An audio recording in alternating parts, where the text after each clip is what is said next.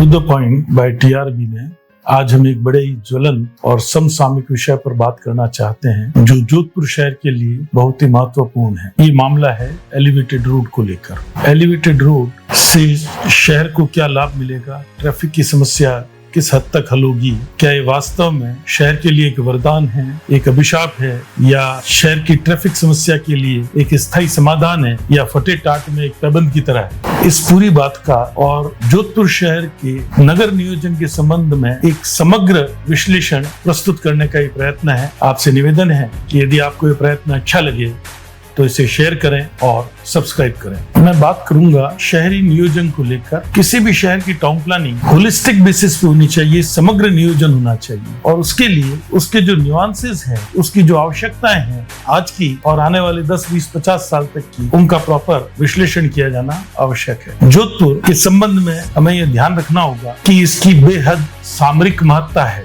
यह western front का सबसे बड़ा लॉजिस्टिक सेंटर है और यहीं से पूरे बॉर्डर को सप्लाईज होंगी या सपोर्ट दिया जाएगा। दूसरा, इसकी हिंटरलैंड बहुत बड़ी है। इसका जो शेडो एरिया है जहां से सपोर्ट करता है वो पूरा वेस्टर्न राजस्थान है। इसके मुकाबले में नियरेस्ट टाउनशिप उदयपुरी अजमेर है या उसूर बीकानेर है, यानी ऑलमोस्ट 300-350 किलोमीटर के दायरे में दूसरा कोई बड़ा शहर नहीं है। और इन दोनों बातों को ध्यान में रखते हुए अगले 25-50 सालों में इस शहर की क्या साइज हो जाएगी, उसके आधार पर ये नियोजन किया जाना चाहिए। इसके अलावा में ये भी ध्यान देना होगा कि आज जोधपुर एक बहुत बड़ा इंस्टीट्यूशनल हब, एजुकेशन सेंटर और इंडस्ट्रियल हब बन रहा है और बहुत तेजी से ग्रो भी कर रहा है, जबकि पुरानी इंडस्ट्री, माइनिंग इत्यादि जो पहले थी आज भी वैसी की वैसी कायम और उनमें भी ग्रोथ है। मैं सबसे पहले प्लान रखने के पूर्व आपके समक्ष डिफेंस के या रक्षा के दृष्टिकोण से बात रखना चाहूंगा। देखिए, आज कोई भी अगर डिफेंस की मालगाड़ी या डिफेंस रेक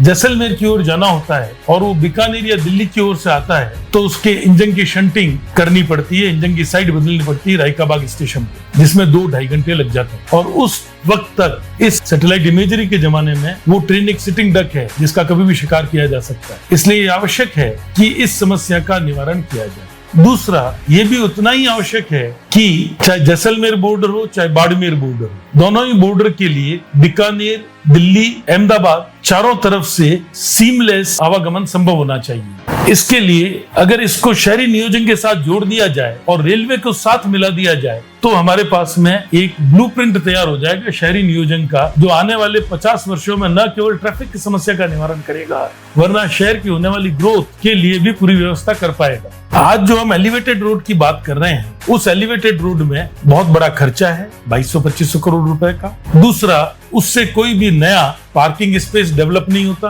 तीसरा, उसमें जब तक उसको बनाया जाएगा तब तक शहर में नारकीय व्यवस्था हो जाएगी, ऑल्टरनेट ट्रैफिक के रास्ते उपलब्ध नहीं है, जगह जगह ट्रैफिक जाम का सामना करना पड़ेगा। और इसके अलावा नीचे जो सड़क है उसमें पार्किंग स्पेस कम होने के साथ में उस पर व्यापार की गतिविधियां भी बहुत बुरी तरह से प्रभावित होंगी। तो अब इसका निवारण क्या किया जा सकता है? मेरा पहला सुझाव है कि मंडोर यहाँ तक कि मथानिया से लेकर जैसलमेर वाला रेलवे ट्रैक जो रायकाबाग तक आता है, इसको हटा दिया जाए। इसको हटाते ही एक पैरेलल रोड बन जाएगी मंडोर रोड पे। ये ट्रैक हटेगा तो मंडोर से जो पावटा चौराहे तक रास्ता आ रहा है रायकाबाग तक, उसके साथ में एक समानांतर सड़क स्वयं उपलब्ध हो जाएगी, कॉरिडोर मिल जाएगा, इसमें कहीं कोई व्यवधान नहीं है। और ये कॉरिडोर मिलने से मंडोर से लेकर और रायकाबाग तक अगले 50 साल में किसी तरह का ट्रैफिक में व्यवधान आने की संभावना नहीं है, क्योंकि 2 चौड़ी पैरेलल रोड उपलब्ध हो जाएंगी। इस रोड की उपलब्धता के साथ में इस रोड पर कमर्शियल डेवलपमेंट की बहुत बड़ी गुंजाइश निकलेगी।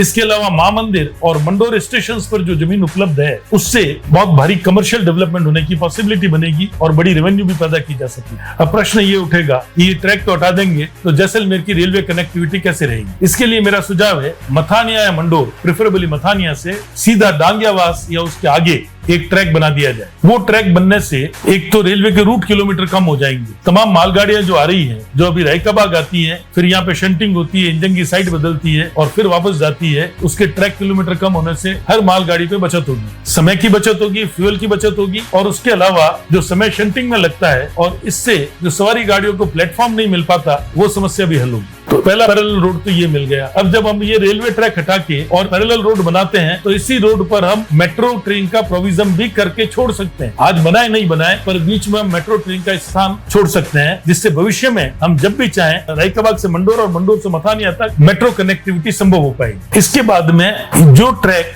हम डांगियावास या उसके आगे मिला रहे हैं, उसी ट्रैक को वहां से सीधा लूनी स्टेशन पे मिला दिया जाए। वो लूनी स्टेशन पे मिलाने से एक कंप्लीट बाईपास बन जाएगा। अहमदाबाद की ओर से या लूनी की ओर से बाड़मेर की ओर से आने वाली ट्रेनें यदि जैसलमेर की ओर जानी हो तो सीधे बिना बगदी कोठी और जोधपुर रेलवे स्टेशन और रायकाबाग को क्रॉस किए सीधा निकल पाएंगी, जिससे जो कंजेशन हो जाता है शहर के बीच में वो समाप्त हो जाएगा। उसके बाद में इसी ट्रैक को लूनी से बोरानाडा होते हुए दोबारा मथानिया तक मिला दिया जाए। इससे लूप पूरा कंप्लीट हो जाएगा और जोधपुर के चारों तरफ एक किस्म की रिंग रेलवे बन जाएगी, जो चारों तरफ की ट्रेन कहीं कोई भी ट्रेन कहीं से आए उसको वहां से डाइवर्ट कर दिया जाएगा। और किसी प्रकार की वेस्टर्न बॉर्डर पे समस्या आने पर रेलवे ट्रैफिक को लेके कभी कोई तकलीफ नहीं आएगी। डिफेंस का कोई भी माल किसी भी क्षेत्र से आए उसको बाड़मेर या जैसलमेर बॉर्डर में पहुंचाने में कोई किस्म की परेशानी का सामना कभी नहीं करना पड़ेगा, क्योंकि मल्टीपल रास्ते उपलब्ध हो जाएंगे। और इसी ट्रैक पर जो चारों तरफ हम प्रपोज कर रहे हैं, इसके ऊपर मेट्रो का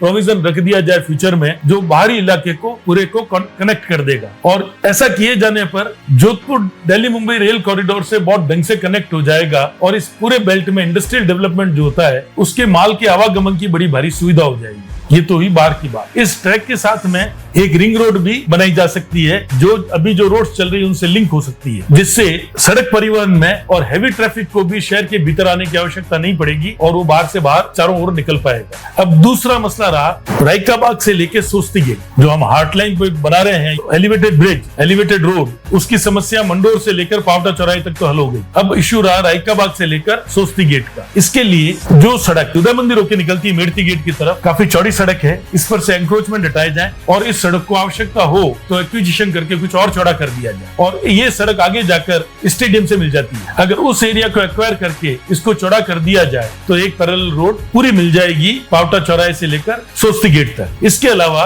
यही सड़क अगर पब्लिक पार्क का रास्ता खोल दिया जाए तो ऑलरेडी पैरेलल रोड के तौर पर उपलब्ध हो जाएगा। तो पावटा चौराहे से लेकर और सोस्ती गेट जाने के लिए 3 पैरेलल मार्ग उपलब्ध हो सकते हैं, जो इस ट्रैफिक की समस्या को हल कर पाएंगे। अब मसला बचेगा शहर के दूसरे भाग। इस बारे में मेरा निवेदन है कि सोस्ती गेट से जो तकिया चांदशाह को रोड आती है जालोरी गेट तक, इस सड़क को अगर काफी चौड़ी है, कुछ एक्विजिशन करके और चौड़ा कर दिया जाए तो सोस्ती गेट से जालोरी गेट तक पैरेलल रोड बन जाएगी, जिन पे दोनों पे समानांतर ट्रैफिक चलेगा और वन वे ट्रैफिक भी चलाया जा सकता है। तो इस सड़क पर भी ट्रैफिक की कोई समस्या नहीं बचेगी। और इसके अलावा पार्किंग की उपलब्धता बहुत बढ़ जाएगी, कमर्शियल स्पेस की अवेलेबिलिटी बढ़ेगी। अब इश्यू आएगा कि साहब जालोरी गेट से बॉम्बे मोटर चौराहे तक के ट्रैफिक का क्या होगा। इस बारे में मेरा निवेदन है कि प्रताप नगर से शिवांची गेट को रोड आती है, अगर इस रोड को चौड़ा कर दिया जाए जहां पर ये सकड़ी है और बड़ी रोड बना दी जाए तो प्रताप नगर का सारा ट्रैफिक सीधा शिवांची गेट तक आ पाएगा, बिना किसी व्यवस्था से बहुत सारा ट्रैफिक डाइवर्ट हो जाएगा। इसके बाद में शिवांची गेट से एक सड़क अंदर जाती है घोड़ा का चौक, अगर इस सड़क को चौड़ा कर दिया जाए तो ये सीधा नई सड़क से मिलाई जा सकती है। ऐसा किए जाने पर प्रताप नगर से लेके नई सड़क तक एक पैरेलल रोड डेवलप हो जाएगी, जो शिवांची गेट जाएगी, शिवांची गेट से परकोटे के अंदर होते हुए घोड़ों के चौक से नई सड़क चली जाएगी। इसके बाद में नई सड़क से जब हम अंदर जाते हैं तो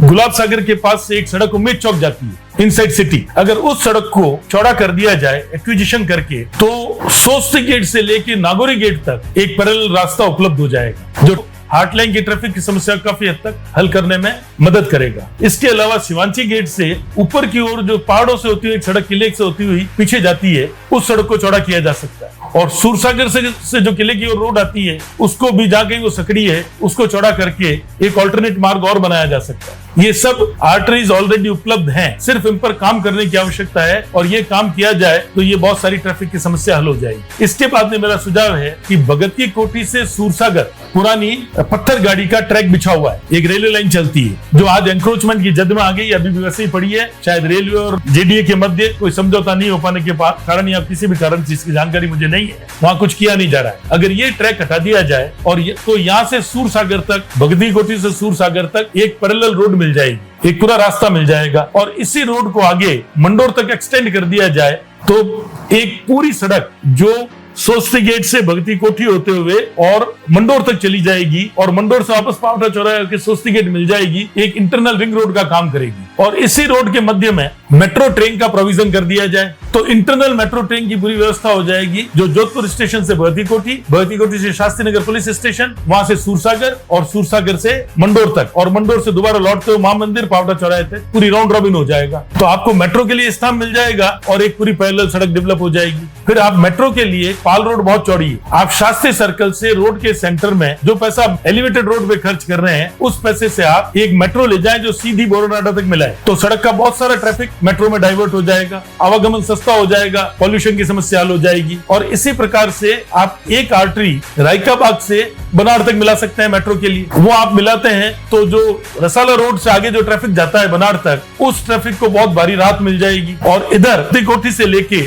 और सालावास स्टेशन तक मेट्रो की एक आर्म और एक्सटेंड की जा सकती है, जो लूनी तक जा सकती है। अगर आप लूनी तक ले जाते हैं, उस तरफ डांगियावास मिलाते हैं, इस तरफ मथानिया मिलाते हैं और इधर बोराडाडा मिलाते हैं, तो आपके पास में दो व्हील, दो सर्कल और उनके बीच में स्पोक्स बन जाएंगे। तो शहर के आने वाले 50 वर्षों के नियोजन के लिए मेट्रो की माकूल व्यवस्था हो जाएगी। ट्रैफिक के लिए ऑल्टरनेट रास्ते मिल जाएंगे, बहुत बड़ा खर्च नहीं होगा। और इतने ऑल्टरनेट रास्ते मिलने से और नई सड़कें डेवलप होने से पार्किंग की स्पेस बढ़ेगी, कमर्शियल डेवलपमेंट होगा। अब सब सवाल ये खड़ा किया जाएगा, ये बजट कहां से आएगा, एक्विजिशन का खर्चा कौन देगा, रेलवे को जमीन कौन देगा। मेरा इसमें निवेदन है कि ये पूरी योजना अगर ढंग से लागू की जाए तो इसमें स्टेट गवर्नमेंट या सेंट्रल गवर्नमेंट का एक नया पैसा भी कुल मिलाकर खर्च नहीं होगा। रेलवे को आप लैंड एक्वायर करके फ्री में दीजिए, जो लैंड वो सरेंडर करते हैं मंडोर वाले कॉरिडोर की और ये भगती कोठी सूरसागर के कॉरिडोर की, उसके एवज में, और महामंदिर और रेलवे स्टेशन के एवज में, उसको कॉम्पेंसेट करने के लिए फर्दर आप उनको कहिए कि उनके पास जो कॉलोनीज बनी हुई हैं बाबा आदम के जमाने की, नेहरू पार्क के पास में और रेलवे स्टेशन के पास में, इस तमाम जमीन को उनको कमर्शियल डेवलपमेंट की राइट दे दी जाए और उसको मोनेटाइज करने की परमिशन दे दी जाए। तो उनको इतनी रेवेन्यू होगी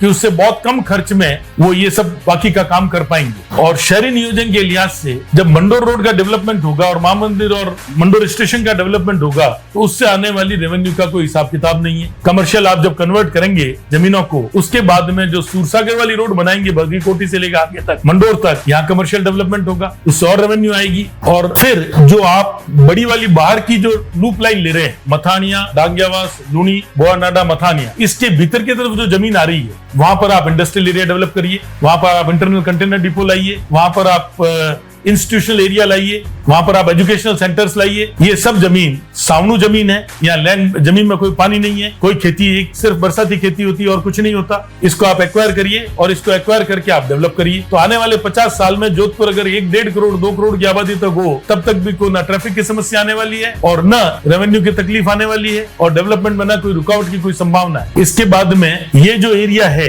heavy industrial area, light industrial area, Basni phase 1, Basni phase 2, जो मास्टर प्लान में 2031 के मास्टर प्लान में फाइनेंशियल हब की तरह दिखाया गया है, इनको आप कन्वर्ट करने की परमिशन दीजिए, उससे आपके पास और रेवेन्यू आएगी। और या मल्टी स्टेट बिल्डिंग की परमिशन दीजिए, उससे फर्दर रेवेन्यू आएगी। और यहाँ से जो इंडस्ट्री जाएगी, वो इंडस्ट्री जब आप ये डेवलपमेंट करेंगे तो बाहर की ओर जाएगी, उनको उचित दामों पर जमीन मिल पाएगी, जिससे इतना कंस्ट्रक्शन होगा कि बिना सरकारी एक पैसा लगे 1-2 लाख करोड़ रुपए का इन्वेस्टमेंट तो जोधपुर अकेले में 2-5 साल में आ जाएगा, जिससे जीएसटी की रेवेन्यू बढ़ेगी और स्टेट की इकोनॉमी में बहुत बड़ा पॉजिटिव असर पड़ेगा। इन सब बातों को ध्यान में रखते हुए, हालांकि एलिवेटेड रोड की बात काफी आगे बढ़ चुकी है, मेरा अब भी निर्णय लेने वाली अथॉरिटी से निवेदन है कि इसको समग्र रूप से पूरी तरह जांचें और ऑल्टरनेट प्लान पर एक बार पुनः विचार करें। विशेषकर रक्षा संबंधी जरूरतों को देखते हुए जैसलमेर वाली लाइन को शिफ्ट करना अत्यंत ही आवश्यक है और उसके अलावा जो बाहर की लूप लाइन सजेस्ट की है उसकी भी आवश्यकता को और ज्यादा रेखांकित नहीं किया जा सकता है। और जब आप वो काम करते हैं तो साथ में डेवलपमेंट की बहुत भारी गुंजाइश निकलती है। इसके अलावा एक चीज और है, आज जोधपुर पानी पर तैर रहा है, बेहिसाब पानी है, बेसमेंट से पानी आ रहा है जिनको पंप किया जा रहा है और उस पानी का कोई सदुपयोग नहीं हो रहा है। अगर आप ऐसा करते हैं तो जो भी आप आर्मी एरिया में पानी डालते हैं और वहां पर लॉन्ग पिलाते हैं और वो पानी वापस जमीन में चला जाता है, उस पानी को आप आगे बनाड़ के से आगे ले जाइए और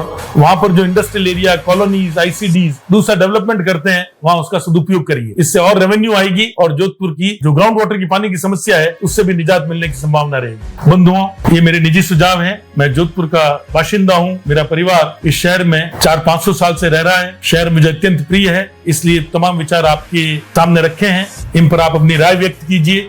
अगर आपको ये विचार उचित लगे तो इनको शेयर कीजिए, चैनल को सब्सक्राइब कीजिए, और कोशिश करिए कि ये उन लोगों तक पहुंच सके जो इस मामले में कुछ निर्णय ले सके। और एक अंतिम बात, इस तरह का बड़ा काम करने के लिए प्रशासन को, जैसे दिल्ली मेट्रो के लिए एक अलग बॉडी बनाई थी, वैसे एक बड़ी प्रशासनिक बॉडी बनानी पड़ेगी जिस पर हाईली एम्पावर्ड आदमी, ब्यूरोक्रेट बिठाया जाना चाहिए, जो कम से कम प्रिंसिपल सेक्रेटरी रैंक का हो या चीफ सेक्रेटरी रैंक का हो, जो सबको एक टेबल पर ला सके और उसमें रेलवे और डिफेंस के लोग भी रहें मैनेजमेंट में। तो शायद ये पूरी गति के साथ में प्लान कामयाब तरीके से लागू किया जा सकेगा और देश में नगर नियोजन में एक नजीर पेश कर पाए। धन्यवाद।